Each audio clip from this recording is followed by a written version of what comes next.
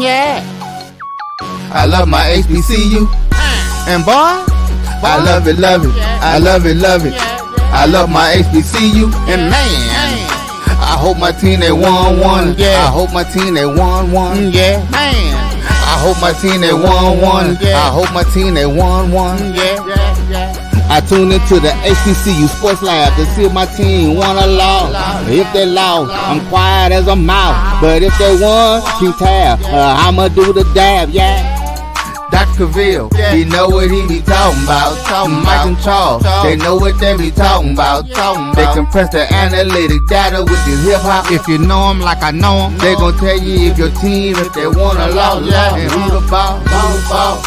So listen to Professor, yes sir, and pay attention, cause he gon' teach a lesson. This is Dr. Cavill's Inside the HBCU Sports Lab with Mike Washington and Charles Bishop. As you see, Mike Washington is out on assignment. Or at least that's what I was told by Charles as he passed on the message. But with that being said, welcome to episode 478, Countdown to 500 of Inside the HBCU Sports Lab radio show and podcast, the show that's covering the sporty HBCU dash for all things HBCU sports for institutions large and small. From the NEIA to the NCAA, we share insights and information on the HBCU sports culture, HBCU athletic aesthetics to facilitate the story of HBCU athletic programs in the business of HBCU sports. Simply put, we call it HBCU sports pedagogy. I'm your host, Dr. Kenyatta Cavil, along with my co-host Charles Bishop. We're filming from our home studios and sending a signal live to KCOH 1230 AM studios with the Texas Hall of Famer, multi-Hall of Famer Ralph Cooper in the beautiful home of Texas Southern University from Houston, Texas. With that being said, Charles, I like the hood there. How's it going? Yeah, doing well, Doc. I had to pay homage, Dr. King's holiday this past Monday, so I wanted to represent Dr. King's fraternity, my fraternity, your fraternity as well, our fraternity incorporated. So, I kind of lay out my hoodies during the course of the week, so I laid this one out for this week. We didn't go this past Tuesday, but I want to make sure I represent. I like that. I did that, and on Monday I got out to Texas Southern basketball game. They had the game early, so it worked out before it really got cold. I don't know if there's such thing as it was going to get colder at night, but man, I tell you, Deuce and I, we bared the elements and made it out there and saw the women lose a tough game. Credit to Mississippi Valley State, the Delta Devils that came from behind, continued to fight and got it done. The men just really put it to the Delta Devils on the men's side, but it was great to see HBCU basketball in action, and I'm sure we'll get into a little more of that. We'll do our major division poll rankings. We'll sneak in a little bit of the mid-major. Just tell you what's going on. We'll do a little bit in the news segment here and give you some updates because there was a major upset. Huge. As one of the top 10 teams in the men's side of the mid-major division, so that's fascinating. But with that being said, before we get too far into it, what's on your mind, Charles? Yeah, well, we start things off on a bit of a somber note, and this comes courtesy of Tuskegee University Athletics, as Tuskegee mourns the loss of former football player and assistant coach Fred Ellis. And this is a statement from head coach Aaron James, who was his former teammate and head coach. The news of Fred's passing is incredibly sad. Fred was an instrumental piece to this program during both of his stints here, one as a player and one as a coach. Our university and program are incredibly sad this day has come. We want to keep his family and loved ones in our thoughts. He will forever be missed. So I want to mention that Coach Ellis, he joined the Golden Tigers coaching staff as offensive line coach following the 2021 season after two stints in Mile spanning 8 seasons in total. Over the last 2 years, the Golden Tigers were 15-7, highlighted by an appearance in the 2023 SIAC football championship game, and just lost 3 conference games over the past few years. Tuskegee also averaged over 100 yards in rushing both seasons, averaging 142 yards per game last season and 159 yards in 2022. So I definitely want to send condolences to the Tuskegee University family. Yeah, probably said to open it up that way. And let's take a moment to pause in his honor.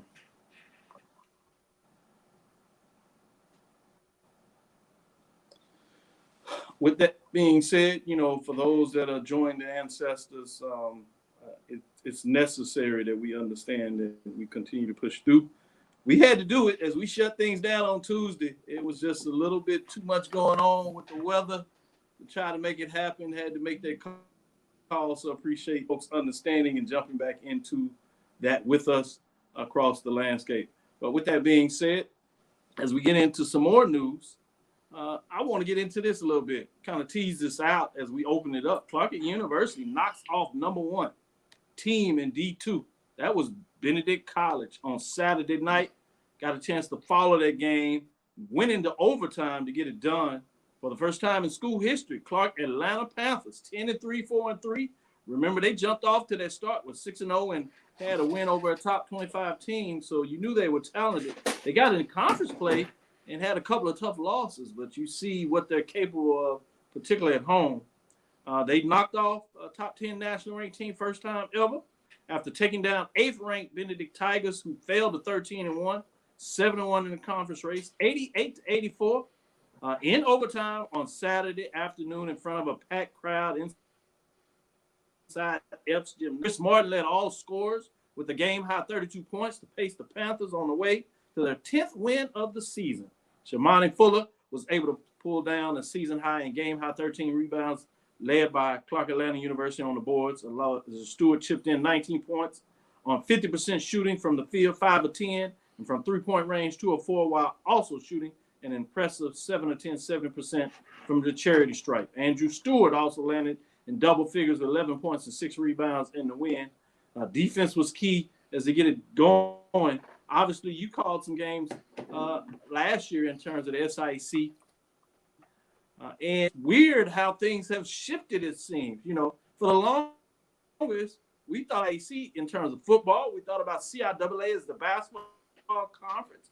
Over the last decade, certainly maybe 5 years or so, it seems like the power in football has went to the CIAA. And now maybe it's shifting that the basketball is coming to the SIC. Because you look at some of the tough teams, Morehouse is doing well in terms of what's going down. And that's just all in what we preferably call the Eastern Division. You over the West, Tuskegee and Miles getting it done, and particularly Miles on the men's side. On the women's side, you got Tuskegee and Miles getting it done in a lot of ways. So fascinating to see what SIAC is going on there. And it'll be interesting to keep going with that type of news.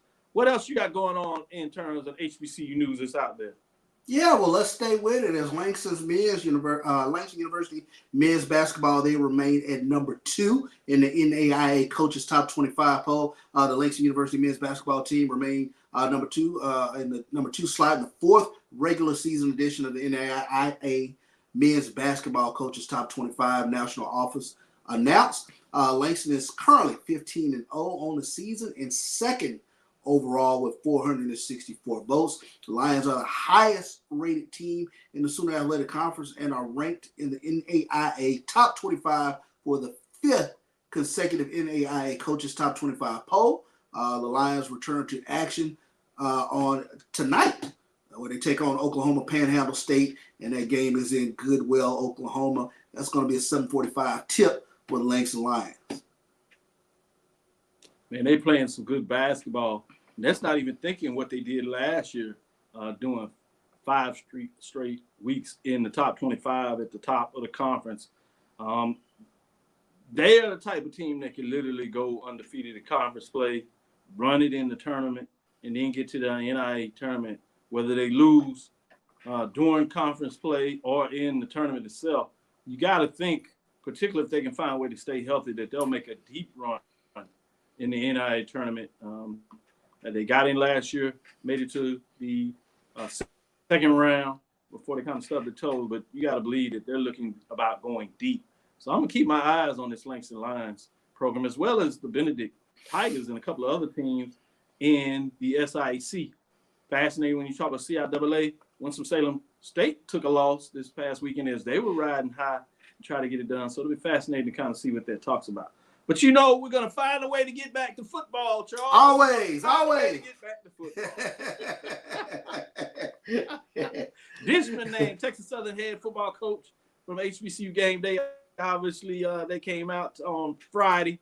We hadn't had a show since, so we'll jump on that and give some love. We'll see if we can get Chris Dishman in to give all our listeners some update information in terms of who and what he is and what he plans to do with Texas Southern University. But Chris Dishman got it done. They wanted a coach with some NFL experience, and they got it. Former defensive back who spent a significant portion of his career in Houston has been hired as the program's next head coach.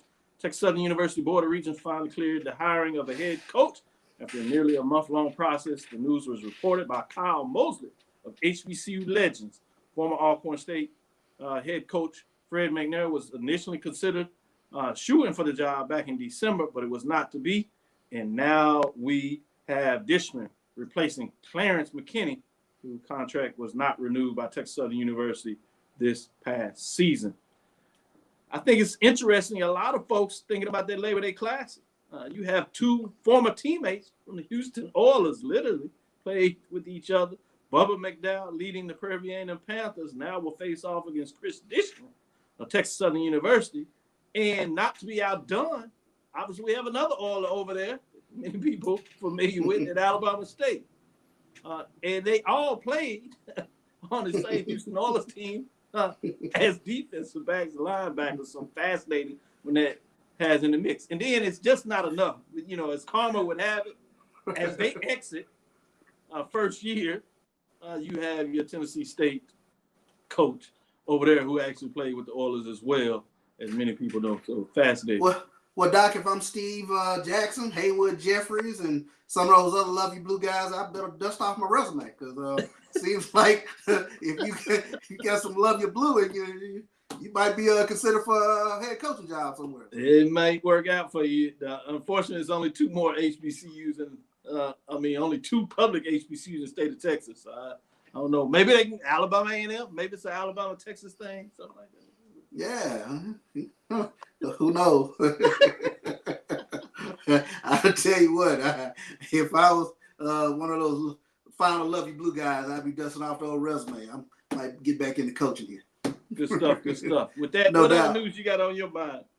Yeah, well, let's turn our attention to Sean Gibbs. He's going to remain at Fort Valley State after reported interest by FAMU.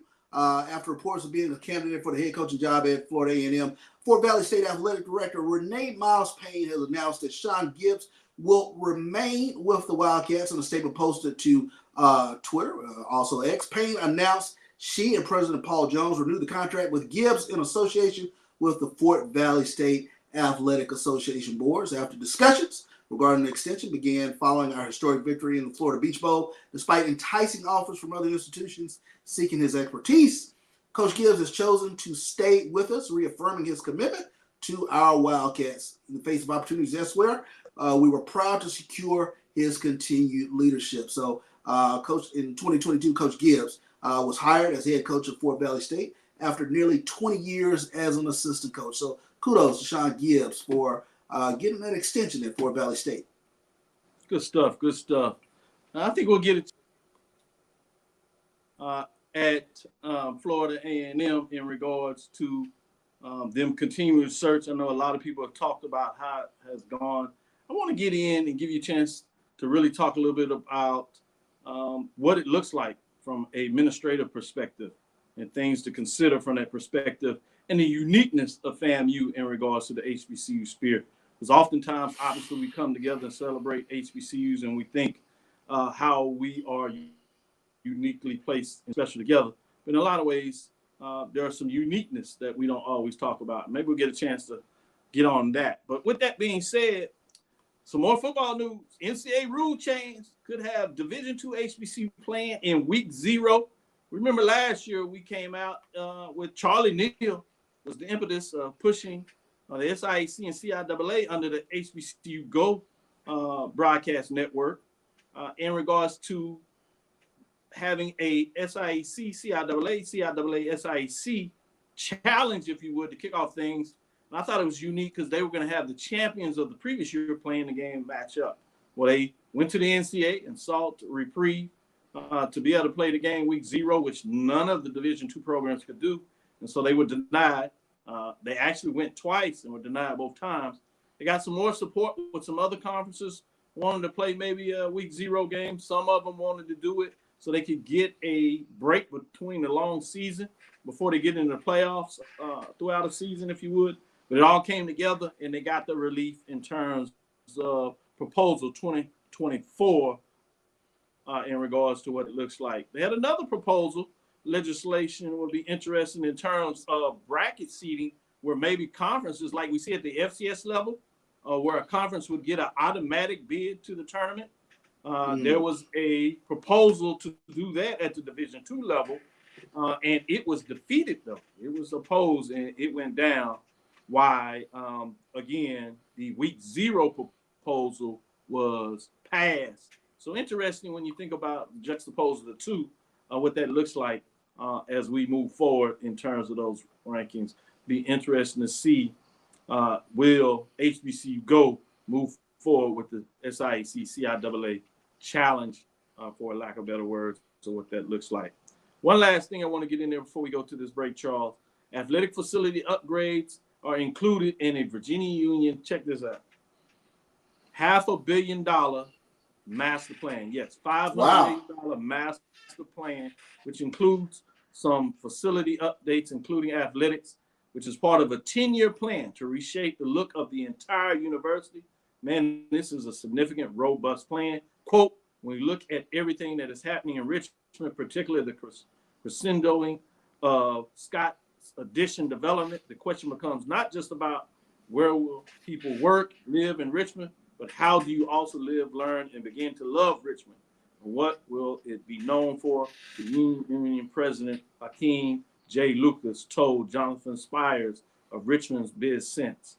And so this will include some updates to the field, the auditorium, which they also have for graduations and other events, some dorm space and things of that nature. So a lot of things are included in this master plan. But I thought that was significant and wanted to get that out there that ties to the athletics. Shout out to all those involved under the leadership of the president there at Virginia Union University. With that, let's take our first break. We'll come back on the other side. We'll get into the women's major division poll ranking top 5. See what Charles has to say. We'll come back on the other side. Stick with us. Be right back after this first break. We're back. It's time for the 2024 Urban NerdCon. Join us in Atlanta, Georgia, April 26th through the 28th at the Cortland Grand Hotel. Special guests include Underworld creator Kevin Grievous, Gary Gray from Fairly Odd Parents, from Nickelodeon, Giovanni Samuels, the Science Machine Michael Green, the Sci-Fi Sisters, and from Spaceballs and Star Trek Voyager, Tim Russ. Hi, I'm Tim Russ. Join me April 26th through the 28th at the Cortland Grand Hotel in Atlanta, Georgia for the Urban NerdCon. Our heroes, our villains, our stories, everyone con. I'll see you there. Live long and prosper. Visit theurbannerdcon.net to get your buy one, get one free badges before the price increases. Remember, our heroes, our villains, our stories, everyone's con. See you there. Compress the analytic data with your hip hop. If you know them like I know them, they gon' tell you if your team, if they wanna lose, and who the ball. So listen to Professor, yes sir, and pay attention, cause he gon' teach a lesson.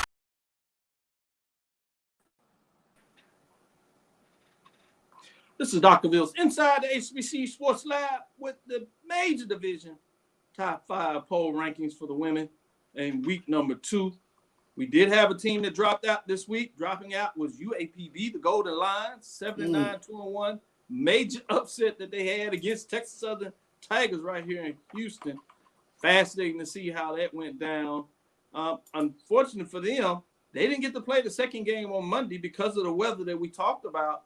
They had to postpone that game. It has been scheduled for a makeup date in February. February 15th, I believe, is the date that will be made up. With that being said, let's go to those teams receiving votes. Southern Jaguars are playing some good basketball, went on the road, got some big wins in Florida. They are 5-10 overall, 3-1 in the conference race. Pine Bluff, the Golden Lions are still in receiving votes at 79, 2-1. Coppin State Eagles, 5-11, 2-0, jump into those receiving votes. Did not play this weekend as essentially the MEAC was off. You did have that Martin Luther King game with Howard and Morehouse, but the rest of the conference was off for the most part. Norfolk played a non-conference game as well in the mix. With that being said, the last team receiving votes is Alabama A&M. The Bulldogs sit at 8-9, 3-2. Played a lot of games over the last couple of weeks. They came out of it with a winning record, so it'll be interesting to see how they can push that through for the rest of the season. With that being said, let's get into the top 5 programs, starting with number 5. Bethune-Cookman, the Wildcats, in number 5. They do drop 3 spots as they go to down to number 5 at 10-6, 1-2, 49 points overall, bringing us to number 4. The Grambling State Tigers sit at 9-6, 3-1, 57 points. They were not ranked. They jumped in after they won 2 games this past weekend as they continue to go rolling with what's taking place there in that matchup. Let's take it to number 3. At number 3, you have the Jackson State Tigers. The women moved up a spot from number 4 at 8-6, 3-0 with 61 points. They keep rolling as they are continuing to get it done in conference play. Interesting in the matchup as they hit the road this week. I don't think they'll have any problems, but we'll see what that looks like. At number 2, North Carolina A&T State Aggies are at 9-6, 3-1, 7-3. They move up a spot as they are rolling, doing well from previously ranked number 3. At number 1, Norfolk State Spartans, 12-4, 2-0, all 8 first-place votes, 80 points. They remain at number 1 in week number 2. They did not have the games as things are flowing there, as you see them at number 1 at 12-4, 2-0 overall. They are rolling, and they are really playing some good basketball. It'll be interesting to see just how far they'll make the run in the MEAC as things get going. With that being said, Charles, now time to get you in to see what your thoughts are on the major division for the women basketball poll rankings. Yeah, I think when you take a look at number 1 and number 2 teams, Norfolk State and North Carolina A&T, deservingly Norfolk State number 1. I probably would move Jackson State up above North Carolina A&T. Jackson State thus far, they've been as dominant as any team out there, especially when you take a look at what they're doing from a scoring and defensive perspective to teams, and then the rebound. And it has been another typical Jackson State performance with regards to what Tamika Reed is rolling out there. And now they have the outside scoring of Adriana Avan that really helps them out as well, the transfer from Texas Southern. The surprising one, I believe, is Bethune-Cookman at 5. Two tough losses with Grambling and Southern coming in this weekend. So I was curious to see how far Bethune-Cookman might fall in this week's rankings. And if not for the surprise with FAMU knocking off Southern, I thought probably Southern would have been sitting there at number 5. But you had some oddities that happened this past weekend. I think Texas Southern knocking off UAPB. Nobody saw that coming. And then the fact that FAMU was able to knock off Southern, that was a shocker Saturday night as well. Good stuff there. And I agree with you, Charles. If Southern didn't get clipped with that loss this weekend, they probably would have jumped in over Bethune-Cookman, and Bethune-Cookman with the 2 losses would have fell out. But not quite enough for teams jumping in there, but we saw those teams that are in the mix. So it's fascinating. Let me get to this and see what your thoughts on this matchup. Saturday, we have Southern in Grambling. We have that Bayou Classic on the basketball side. It's in Grambling, North Louisiana, if you would. Southern comes in at 5-10, 3-1. Grambling at 9-6, 3-1. Both of them are in essentially the top 10 poll rankings, if you would. So it's a top 10 matchup in basketball early in the season, but both teams are 3-1. You love to beat your rival, but it's just as important to keep up with Jackson State and not allow them to run away with it and give you a chance when you face them to make your statement. So I'm very interested in this matchup more than any, particularly on the women's side for the SWAC. What are your thoughts on that? Yeah, and to me, this early in the season, this is a real pick'em game. It'll be on HBCU Go. But Southern and Grambling, anytime they get together, you know it's going to be a really close, tight game. Can Southern go on the road and steal one on the road? That's going to be a very interesting dynamic. And when you take a look at some of the games this weekend, who is that visiting team that can go in and go steal a game on the road? Texas Southern at Alcorn, FAMU at UAPB, Prairie View at Jackson State on Saturday night, and then Bethune-Cookman at Valley. I'm curious as to who is that road team that can go in and rip one away from the home team. Should be a fascinating matchup this weekend, especially can Bethune-Cookman get themselves back on the winning side of the ledger, because we saw Valley. They got some fight in them with regards to how they came back against Texas Southern this past Monday. Anything happens on Monday. Those are the weird days. Yeah, and I guess the surprise team to me still in a lot of ways is Texas Southern Tigers. I mean, they were that close for winning 3 in a row. Credit again to the Delta Devils, and you made an excellent point. Things just happen like that on Mondays. But a team that seems to be putting some things together that we probably didn't expect in a lot of ways. Credit to the Texas Southern Tigers, coach over there getting it done. It'll be interesting as a young team. Can they put that loss behind them? Yeah. And now go on the road and at least split. Obviously, Jackson State is a tough one, but it'd be interesting to see how they play in it then. You know, can they put themselves in a position maybe to steal one? But if not, can they represent themselves to show that they are in that top echelon of the SWAC, as it's a long regular season, obviously, with 18 games, but you still want to put yourself in a position where you get those top 4 seeds. It's just something about in the tournament having those top 4 seeds. Yeah, and they've proven thus far. I mean, that was a head-turning victory over UAPB. Zay Green was in a little bit of foul trouble, but you're talking about Kariah Beck, you're talking about Maya Pete. That's still a very talented UAPB team, and for Texas Southern to hold serve at home and get the win over UAPB, that was big. So I'm kind of looking to see how this team is kind of maturing during the course of the season. Got another, giant slayer sort of action this weekend going to Jackson. Good points you're making there. Let's slide over to the MEAC in terms of big games this weekend. You got Norfolk State, Howard. Norfolk State is on the road. Howard used to be in the mix. I'm not sure if they'll be ready to get it this year.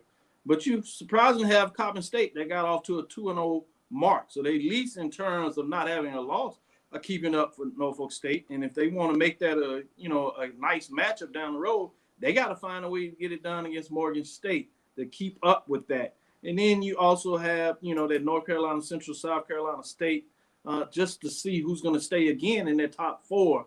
I don't think anybody's really going to mess with Norfolk State, but Coppin State can at least make it interesting, and at least keeping up with them with staying undefeated. So I'm a little interested in terms of that matchup. Anything over there in the MEAC has your attention?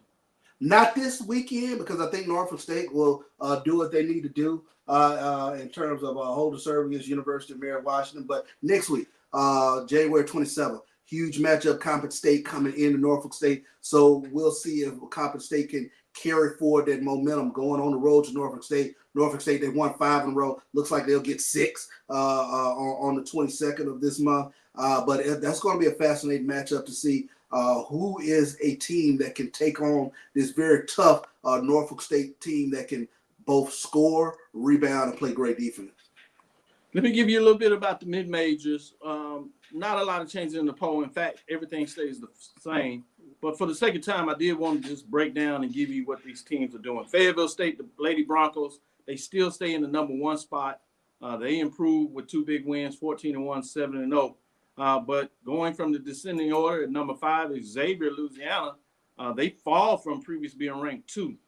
They had a loss this week, but they have improved to 11-3, 8-1 overall over there in the Red River Athletic Conference. At number 4, Kentucky State Lady Thoroughbreds continue to impress. They did fall a slot, 13-2, 9-0, but they just keep winning. Number 3, Russ Lady Bearcats are 15-3, 7-1. They earned a first place vote this week, moving up with 61 points, moving up from the 4th spot. At number 3, Virginia State Lady Trojans are really setting up, which could be an interesting matchup against Fayetteville State. They improved to 15-1, 7-1, won first place vote, 73 points, jumping all the way up from number 5. As I said, number 1, Fayetteville State Lady Broncos continue to get it done. 14-1, 7-0, 6 first place votes. Wanted to give a little love to the mid-major division as we broke that down. Yeah, the one that I'm looking forward to this weekend, Kentucky State 9-0 in conference play, Miles 8-0 in conference play. Well, Miles goes to Kentucky State this weekend. You're talking about the number 1 scoring team in SIAC, Kentucky State, number 1 defensive team in Miles. That should be a great matchup, and we'll see who comes away with the victory in that one. That's going to be a good one. Yes, somebody has to take that L. Somebody got to get the L. Undefeated, though. It'll be fascinating to see what happens on Saturday. With that being said, that's all for the women. We'll take our next break. We'll come back and get into the men, starting with the major division. Stick with us. Be right back after this next break. Since 2002, Empowerment Resources, Inc., a nonprofit organization, has empowered more than 1,500 youth and adults in Duval and surrounding counties through its programs Journey into Womanhood, Girls Mentoring, Life Skills for Teens, and Parenting Education Coaching. To get involved with programs, volunteer, or donate, visit www.empowermentresourcesinc.org. Follow us on social media, facebook.com/empowerment.resources and instagram.com/empowermentjax. The human voice has always connected audiences with experiences. Major brands all across America have trusted Kever's voice time and time again. Conversational, powerhouse, intelligent, and sincere. That's the voice you need for your creative marketing process. KEAVERSVOICE.com. Kever's Voice, Kever's Voice, KeversVoice.com. Always on, all the time. Nope. Nope. Come on, him? Ooh, I like him.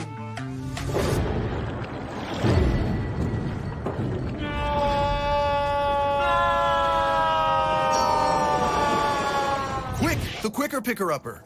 Bounty picks up message quicker, and each sheet is 2 times more absorbent, so you can use less. He's an 8. He's a 9. Bounty, the quicker picker-upper.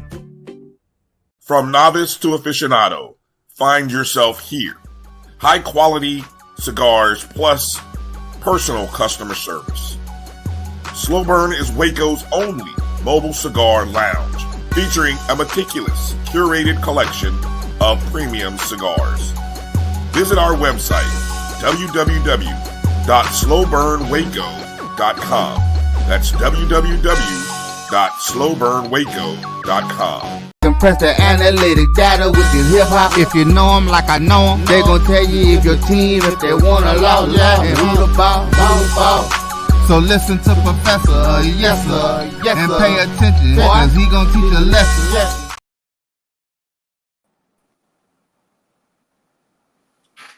This is Dr. Mills inside the HBCU Sports Lab with Charles Bishop. Let's get into the men's side of things, the major division inside the HBCU Huddle Report. Week number 2, let's get into these poll rankings dropping out this week with the Southern Jaguars.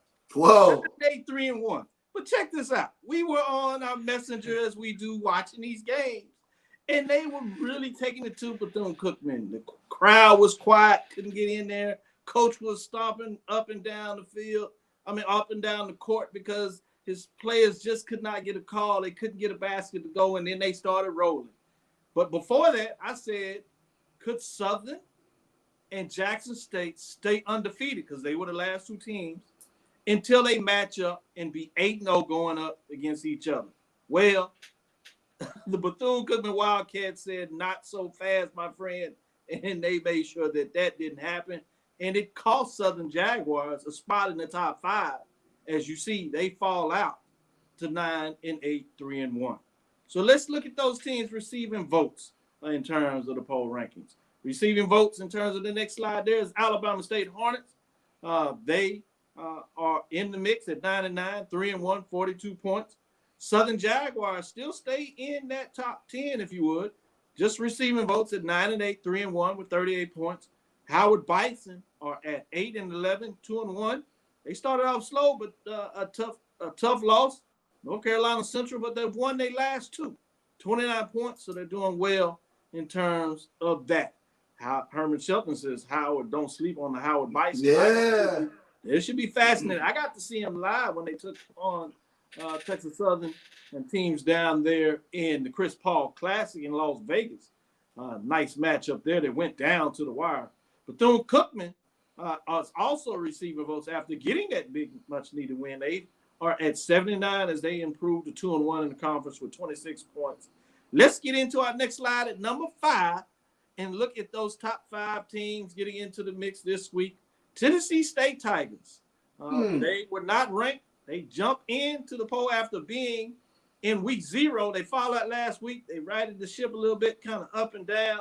But they're in the mix at number 5. Tennessee State Tigers at 9-9, 2-3, 61 points, not ranked. They have Tennessee Tech coming in today, so it should be fascinating to see if they can kind of get on a roll and win a couple of victories.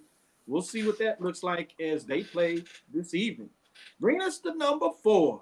4 in the top ranking is Delaware State, the Hornets, 9-9, 2-0, surprising everybody. But if you got a chance to see them in a couple of those non-conference games, they got it going. This is a team that defeated Grambling State in Atlanta for that classic that was held over there. They had a couple of other big wins in terms of the Division II rankings. They actually had 5 Division I wins, including that win over Grambling. They are at number 4 with 74 points. They do fall a spot this week because of what Jackson State did as they are pushing their way to the top. They're at number 3. Jackson State Tigers improved to 79, 3-0 in the conference race, and they look good, 83 points, as they continue to climb up the rankings. The rest of it is all about the MEAC. At number 2, Norfolk State Spartans, 11-8, 1-1, 5 first place votes, 104. That big road loss to North Carolina Central. Again, these teams didn't play. Norfolk State Spartans did play a conference game where they beat up on Virginia University Lynchburg, but that's enough about that. Bringing us to number 1, North Carolina Central Eagles, 10-7 on the season, 2-0. Coach Moulton seems like he got the Eagles ready to go and playing high. We'll see what that looks like as 105 points, remaining number 1. Charles, let me know, what do you think of the top 5 poll rankings this week in week number 2 of the major division poll rankings? Still early in the season, but Delaware State, and you mentioned them with 5 D1 wins, and they have the number 1 scorer in the MEAC in Martez Robinson, a guy who can really fill it up. Who is going to take that shot at the Blue Bloods, the North Carolina Central and the Norfolk State Spartans? Will it be Delaware State? Can Howard move their way back up into the mix? Like Herman Shelton said, keep an eye on Howard. Jackson State is a team that's been very impressive to me thus far. Speaking of which, they got a win over Howard, Chris Paul Classic, correct? Yes, they did. Yeah, and they started off tremendous. Got a win over A&T as well. Got a win over North Carolina A&T as well. They started off tremendous in SWAC play. Huge win over Alabama State thus far in SWAC play, and Alcorn defending regular season SWAC champion. Interesting matchup this weekend. Texas Southern and Prairie View come into Jackson. Both teams can be an enigma. We've seen the best of Texas Southern, and we've seen at times the worst of Texas Southern. Which team travels to Jackson this weekend? Prairie View, we know they're going to play great defense. Can they slow down Jackson State's rebounding and Ken Evans' ability to score? So this is a very interesting matchup this weekend with Texas Southern and Prairie View coming into Jackson. I expect that gymnasium to be packed out. I agree with you. That's a fascinating matchup. The Texas teams, we talk about what they do at home in terms of the Texas road step going out there, but they're very formidable going on the road as well. And it's just 2 tough back-to-back games when you play those teams. So it's interesting to see. Can they split on the road is usually a preferable term we like to talk about in the SWAC. But when you got a team like Jackson, they're going to want to be greedy. They're going to want to get 2 at home.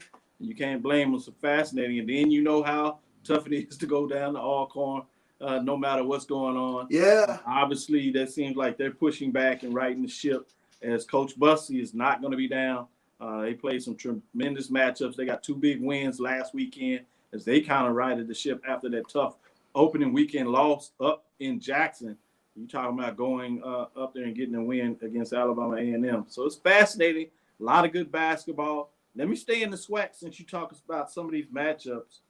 You have Southern and Grambling again on the men's side. Man. So That's if you want to see some good basketball, you can get up to Grambling. You got 2 feature matchups. You see what's going on the women's side. Well, guess what? The men like it as well. Southern comes in at 9-8, 3-1. Obviously had that tough road loss to Bethune-Cookman. Now they continue to be on the road, but they take up Grambling, 6-11, 3-1. When Rowland had a tough loss to Texas Southern, the team that you talked about is kind of enigma. They got Grambling. Other than that, Grambling was rolling, and we knew that they would have the pieces. The last time we seen these teams take off, they were in the NBA TV matchup over the All-Star weekend, and it was a classic game there. Well, now they're back in the cozy confine of their arena there in Grambling. Should be fascinating. Shout out to Grambling because they'll take on Jackson State as we talk about it.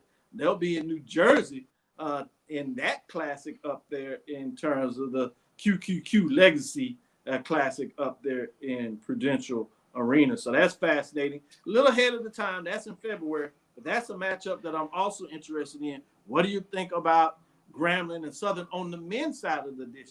Oh, that's gonna be a fun matchup. Like we mentioned, just like on the women's side, you got 2 rivals going at each other. So that's what's going to make that a really, really fun atmosphere in Grambling this weekend. Let me go back. Shout out to Bethune-Cookman and Moore Gymnasium. That place was rocking this past Monday. A tremendous overtime game against Southern for Bethune-Cookman to fight back and get that W. It's making me kind of look at them a little bit closer now in terms of what Reggie Theus is doing with that program. Very interesting matchup. They got Valley Saturday, but they go to UAPB on Monday, and I think that's going to be a fascinating matchup as well. We all know that UAPB is a tough place to play as well, and everybody's back now. Kids are back in school, ready to rock. Don't you have a transfer that came from Bethune-Cookman that's over there? Yeah, so that's going to be a little more intriguing as well. Another little storyline, yeah. Exactly, another storyline there. Shout out to the Cat Eye Network, doing a great job announcing that game and making sure they get the visuals of the arena. So it's fascinating. You know, obviously there's been some concerns out there in terms of some of these matchups where they're on YouTube or behind a paywall. But Cat Eye Network, they get it done right. Shout out phenomenal. To Mississippi Valley State in terms of the young duo doing that work in terms of the mic. A little different, but they get excited and they bring you into it in terms of how they call the game down there at the Delta Devils. So want to give a little love for those folks getting it done. But let's look over here to the MEAC before I give you some updates in terms of what it looks like with the mid-major, just some poll rankings there. With that being said, North Carolina Central, South Carolina State this Saturday. I don't think there's going to be a problem for North Carolina Central, but I want to see if they can keep that momentum. They were all for basically a week. And you know how some coaches feel about that. You lose a little bit of your rhythm. You get in there, you're on the road. How can they make that happen? The other game that's really going to be fascinating, though, that you got to have your eyes on is that Norfolk State traveling to Howard. We know what took place last year in the MEAC championship game. And I'm sure the players may be a little different, but the coaches are not, and they sure hadn't forgot about that matchup, particularly for the Spartans, thinking they had it, 3-peat. As much as you seen Texas Southern Tigers did it, it was not to be. Shout out to Howard getting it done, the daily double, because they won the regular season, and then the tournament. Well, we got a rematch for 2024 as both teams come in wanting to do well. So I'm fascinated in terms of this matchup on Saturday between Howard and Norfolk State. Norfolk State has that loss, so they 1-1. Howard comes in at 2-1, so you really don't want to take that second loss. So in a lot of ways, this is a fascinating matchup. What do you think about that, Charles? That's going to be a great matchup. I think we got some great matchups this weekend. Like you said, it's a rematch of what we saw in the tournament last year, and Norfolk State going into Howard. Oh man, I'm looking forward to it. We'll be scoreboard watching pretty tough this weekend, Doc. I agree. I'm gonna find a way to get it in there. With that being said, top 5 matchups, mid-major division. I want to get this in here. We do have a new team that jumps in the top 5. Clark Atlanta Panthers with that major upset. Number 8, they find their way up in terms of the top 5 programs. Clark Atlanta Panthers, they are sitting at 11-3, 5-3, 47 points number 5. They were not ranked. And number 2, you have Xavier, Louisiana, the Gold Rush at 11-3, 7-2. They dropped a spot from 3 last weekend. Talladega Tornadoes continue to tear it up in the GCAC, 15-1, 7-0, 64 points. They move up a spot from number 4 last week. Benedict, despite the loss, they stay at number 2, 13-1, 71.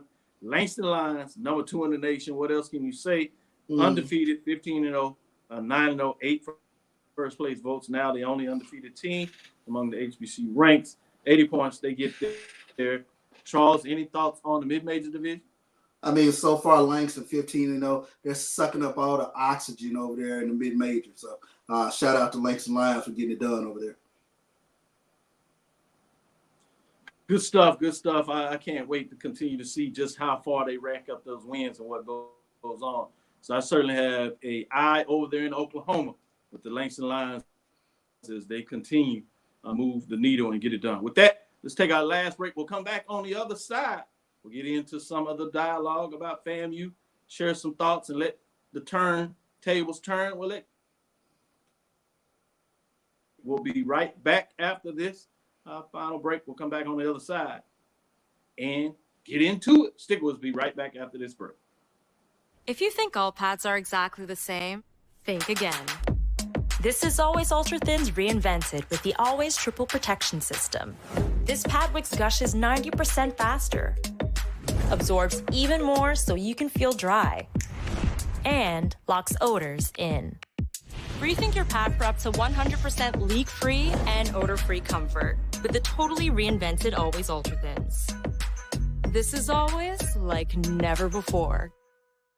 The Cavil Group is a Florida-based marketing and training consulting firm.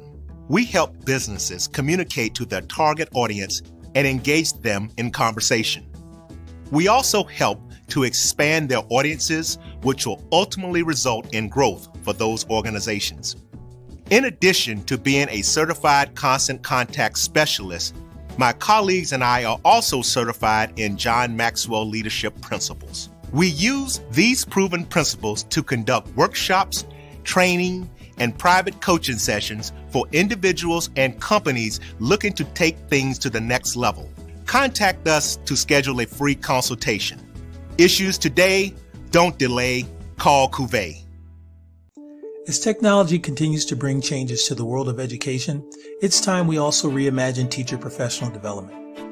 Gone are the days of one-size-fits-all learning that can only be accessed at a specific time and place. The Stride PD Center is an on-demand library of mobile-friendly courses that allow educators to learn anytime and anywhere.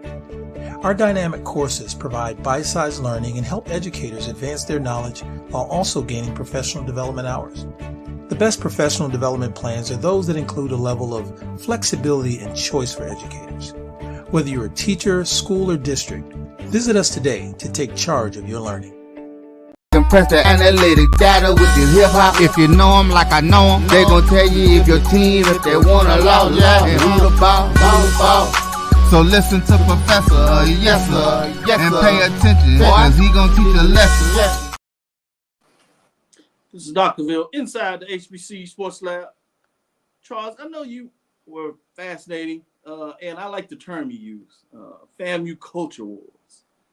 In terms of just looking at, what is going on, some questions that are out there for some people, are there any of the affinity groups, booster groups that have the strength to run an AD proposed hire? Yeah. And I just wanted you to opine and further explain what are your thoughts in terms of what do you mean by getting into this dialogue? What I thought was very fascinating as we kind of started taking a look at this FAMU coaching search since the departure of Willie Simmons was the voice that the affinity groups, as well as the booster groups and the National Alumni Association had within that coaching search. And I thought that it was rather unique because I don't know if we see it to that extent around the SWAC or around the HBCU stratosphere. And I thought it was very fascinating to kind of look at from a 30,000 foot view, how these groups are have a very loud voice within their coaching search. And you presented a framework that I thought was phenomenal to kind of share with the audience in regards to the governance structure at FAMU, as well as looking at the state of Florida and how these affinity groups or booster groups have the voice that they do have. Yeah, I think that's an important framework, and I'm glad that you asked and brought that to attention so we can kind of share it. But I want to park that for a minute before we get into that detail of the question and kind of maybe level set everything, if you would, in regards to some frameworks.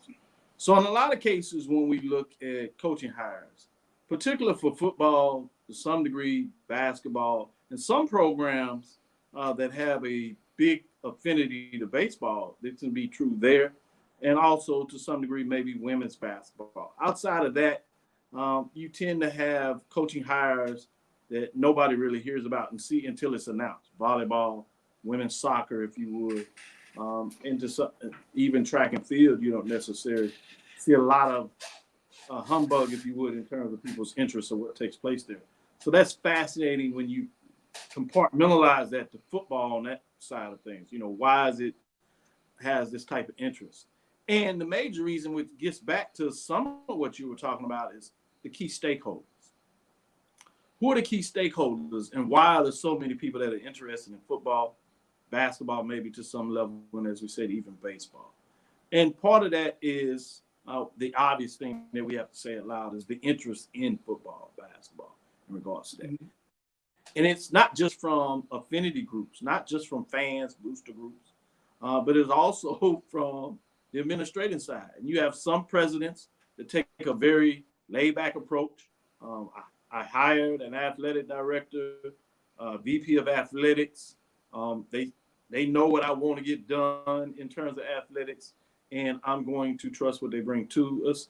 And then you have the uniqueness of some HBCUs that have a direct board they report to. Texas Southern, Southern University, Alabama State, FAMU, Alabama A&M, North Carolina A&T. Some of these places where they have a direct board of governors, regents, trustees, depending on what state they may use them, different names in terms of what they use to refer to them. But they are boards that do the governing. In some cases, these board members have some intrigue and interest about football, basketball hires in themselves and may have more input.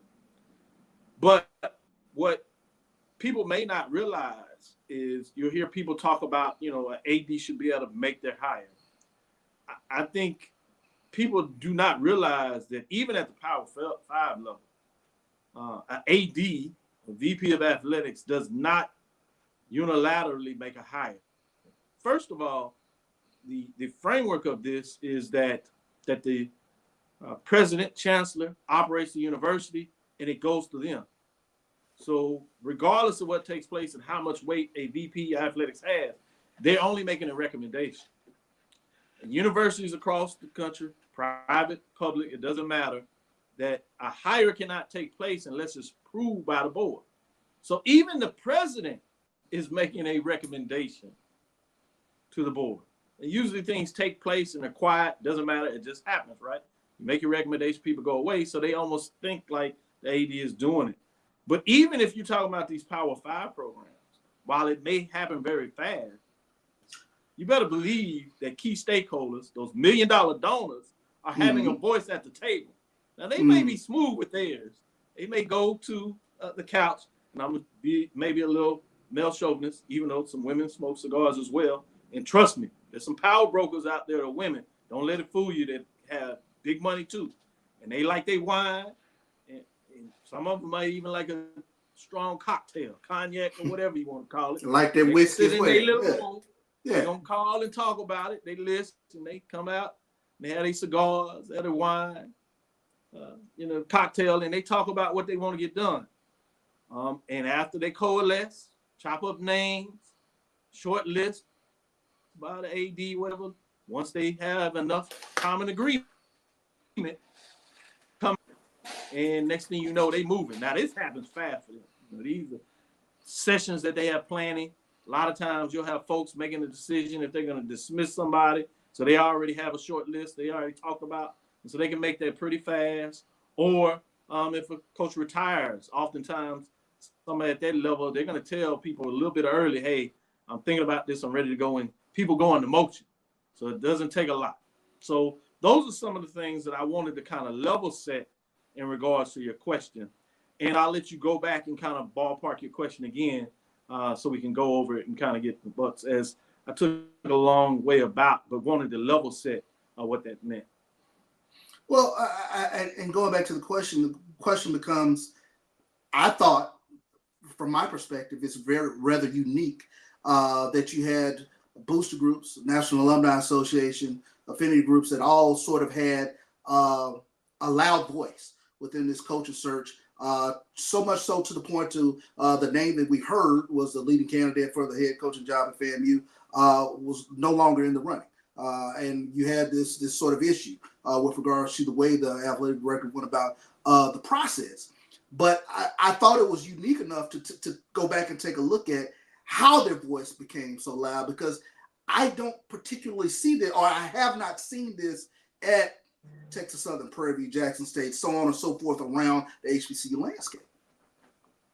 I think that's important because we've seen some very powerful institutions in terms of the alumni group, in terms of how they travel is a lot of times how we measure them, right? How, and now in these days, how vocal they are on the social media, various platforms. They kind of engage the interest of, and oftentimes they are seen as a booster group. Who runs that? And oftentimes you see it in terms of National Alumni Association, these affinity groups that are involved.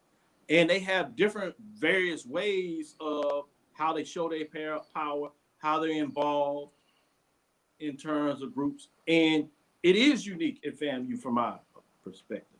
But the way that it's kind of unique is the fact that the governing legislative laws in regards to no support of finances can be spent on athletics. Now, a lot of people say, hold on, Cavil, we've seen that in Texas. That's not necessarily unique, and you're correct.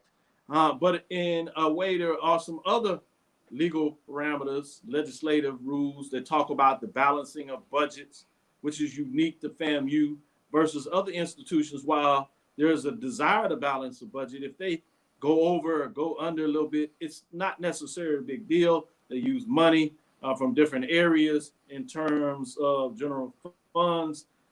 Booster group, affinity groups will help support that, and they just keep it moving. So in Florida, you've seen for the last 10 years, there's a real internal dynamic that says these budgets and athletics, and across the university for that matter, but we worry about athletics here, is that they must be balanced. Well, what does that do? Well, at FAMU, a lot of that money comes for these affinity groups. So unlike some places, maybe Southern, Prairie View, Jackson State, where a booster group, alumni association will have a collective of funds where they allow the athletic director to use these funds in terms of that group. And some of that may be used to provide some type of bonuses to the coaches or some type of part of their financial components of the contract to support them.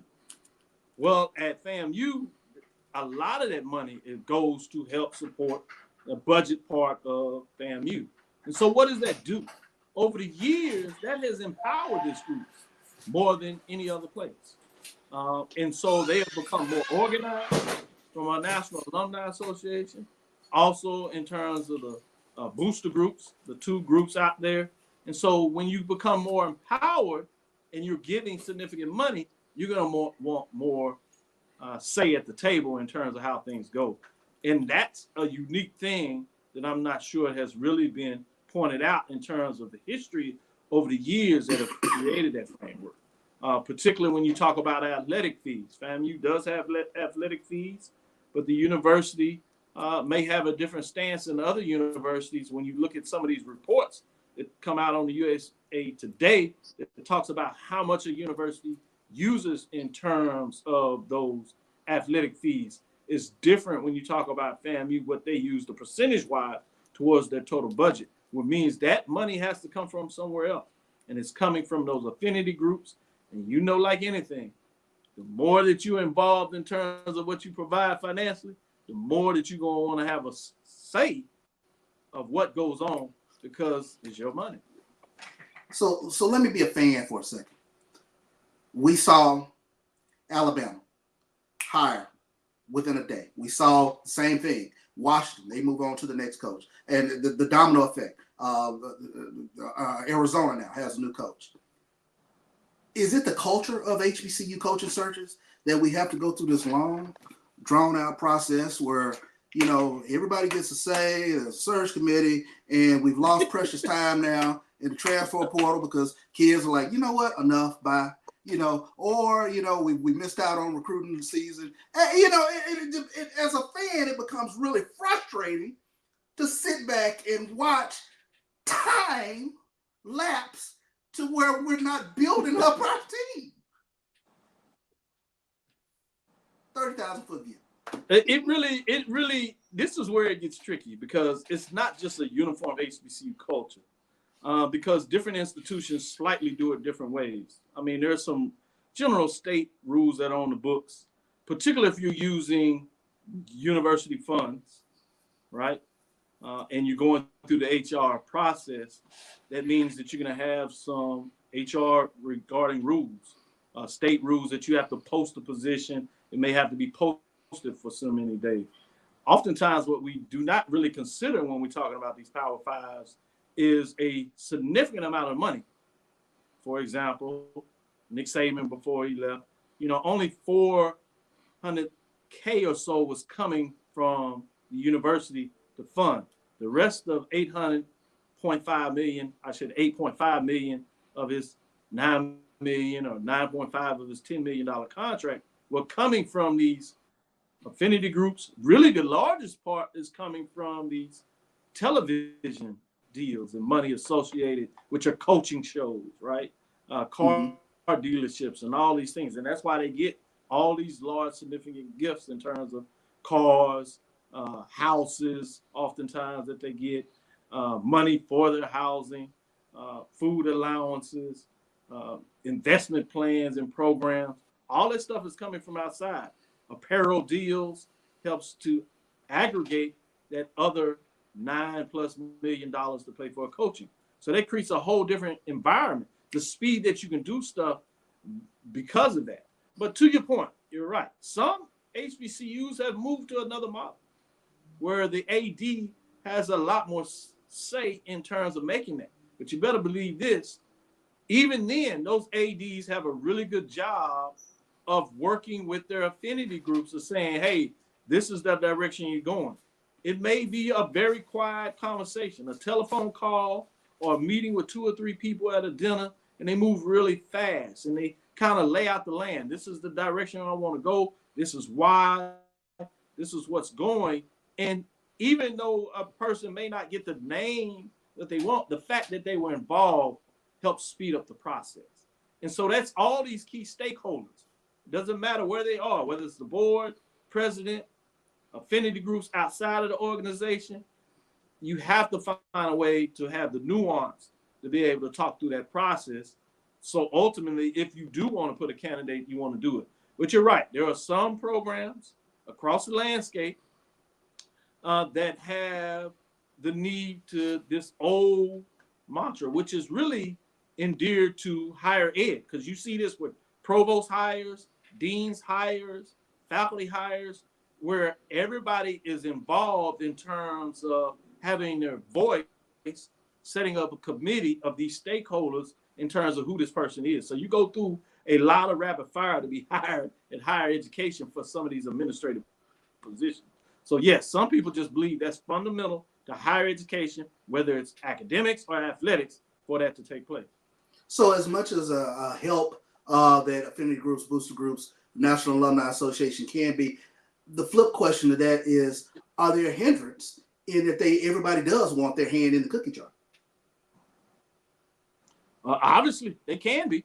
I mean, it's like anything. It's a blessing and a curse. And depending on somebody's ability to coordinate all this, they can be very much a help financially.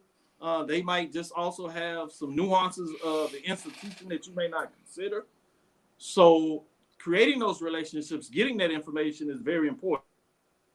So yes, on one side, they can be very positive, but obviously like anything, you go too far, it can be negative, and too much involvement in regards to that can be a detriment, particularly if somebody doesn't want it for the first place.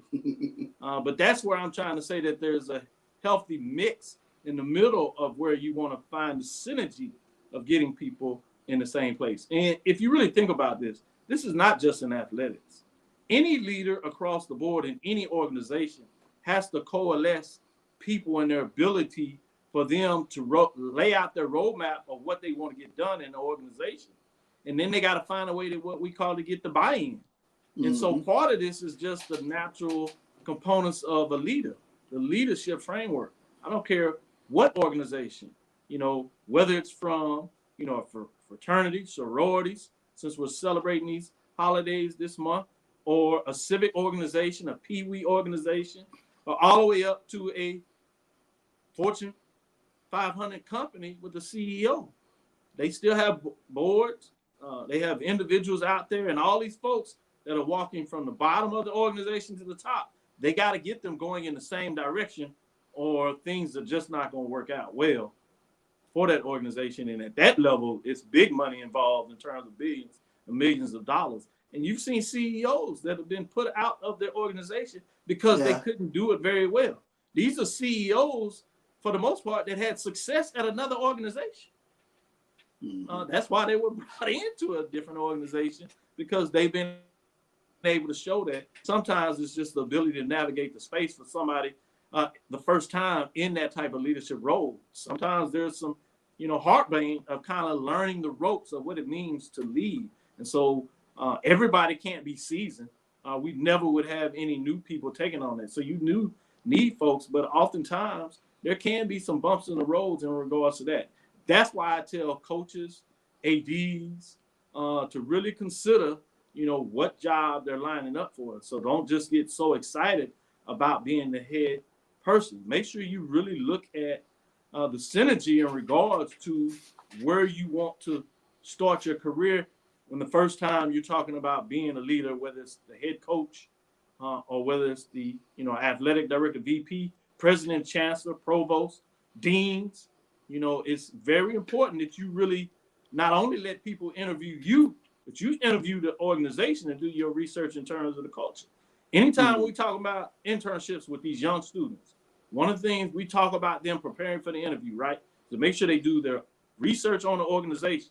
We also ask them as they go into it to make sure that they are considering about doing the interview as well, that they ask really good questions so they understand, is this a place I really want to work? Particularly when you start talking about your career. So all these things are important when we start looking at the landscape from not just being in a leadership position, but taking your steps to deciding what job you want to take in a leadership position as well. No doubt. That's a fascinating discussion. And I know we had to kind of bring it to the forefront a little bit today, along with all its nuance. So I appreciate you providing that insight because it's something that a lot of us were just kind of asking that question. I think it's a fair question, and I'm glad you brought it up. We'll see if we can do a little bit more of this throughout the rest of the year about getting in and turning the table from being host, allow you and the host to put up some point, particularly when things go in the landscape and people have questions and may want to get a little more insight and information of what it looks like beyond the pale of just the general discussion of what people think about a certain position. Hopefully, it's provided a little more backlog in terms of what that looks like to give a little more ingredients of how it takes place. So appreciate you. With that, let's close it out. Thank you for listening to Dr. Ville's Inside the HBCU Sports Lab. Make sure you share our podcast with your friends and colleagues. I am Dr. Cavil, the Dean of HBCU Sports, coming from inside the lab in the College of HBCU Sports with Mike Washington, Charles Bishop, as we come to the close, 478 and counting to 500. Again, we want to thank you for listening to Dr. Ville's Inside the HBCU Sports Lab with Mike Washington, Charles Bishop, every Tuesday and Thursday at 6 o'clock Central Standard Time. Again, we want to thank you for listening to Dr. Ville's Inside the HBCU Sports Lab with Mike Washington, Charles Bishop, every Tuesday and Thursday at 6 o'clock. We look forward to next week as we get into it on Thursday. We'll give you some more latest and updates on the news as we got it done today. We'll get into next week as we get going. Follow me, Dr. Kenyatta Cavil, DrKenyattaCavil, Twitter, Facebook, Instagram. Will you give your update on all these games? Charles told you what he's interested in. Love to hear what you're interested in. And we'll see you back on the other side here on Tuesday. Dream big. Continue to move forward. We will talk with you soon. Charles? Of course. Lecture? Charles? Dismissed.